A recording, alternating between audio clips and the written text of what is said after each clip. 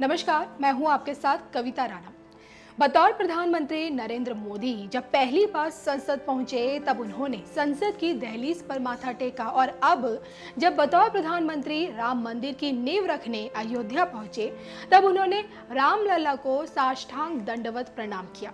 भूमि पूजन से पहले रामलला के दरबार में पीएम मोदी का साष्टांग दंडवत प्रणाम तमाम न्यूज़पेपर में छा गया और ऐसे में सवाल उठता है कि आखिर क्यों पीएम मोदी ने साष्टांग दंडवत प्रणाम किया। शास्त्रों में साष्टांग दंडवत प्रणाम का क्या तात्पर्य है, साष्टांग दंडवत प्रणाम के क्या लाभ हैं, और ये जानने के लिए देखिए हमारी ये खास रिपोर्ट। स्क्रीन पर चल रही ये दो तस्वीरें हैं। एक तस्वीर 20 जुलाई साल 2014 से जुड़ी है, जब पहली बार संसद में कदम रखने से पहले संसद की दहलीज पर पीएम मोदी ने माथा टेका, और दूसरी तस्वीर 5 अगस्त साल 2020 से जुड़ी है, जब राम मंदिर की नींव रखने से पहले रामलला के सामने पीएम मोदी ने साष्टांग दंडवत प्रणाम किया।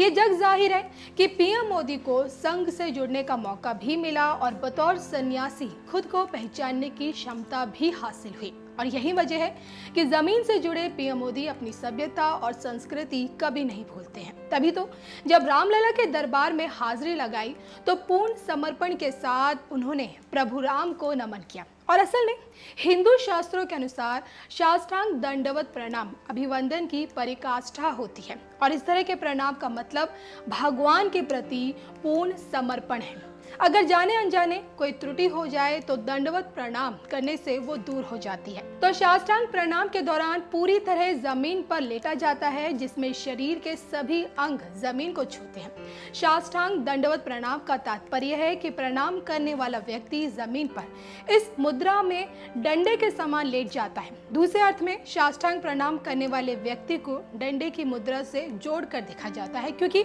जिस तरह जमीन पर रखा हुआ डंडा अकेला होता है, उसी तरह मनुष्य भी जीवन में अकेला ही होता है, और ज्यादातर विषम परिस्थितियों में मनुष्य दुखी होकर मंदिर में ईश्वर के सामने ऐसी मुद्रा में साष्टांग प्रणाम नमस्कार करता है और आंखें बंद कर प्रार्थना करते हुए परमात्मा की शरण में जाता है। इस नमस्कार से मनुष्य के अंदर अहंकार का जहां नाश होता है और विनम्रता आती है, तो वहीं ईश्वर से मदद की प्रार्थना भी की जाती है, जिससे ईश्वर सही रास्ता दिखाकर अपनी कृपा बरसाते हैं। अब अगर साष्टांग दंडवत प्रणाम को स्वास्थ्य लाभ की दृष्टि से देखा जाए तो इस मुद्रा से शरीर की मांसपेशियां खुल जाती हैं और पैरों कंधे मांसपेशियों में मजबूती भी आती है। इंसान के अंदर सकारात्मक विनम्रता की भावना आती है और नकारात्मक अहंकार का नाश होता है।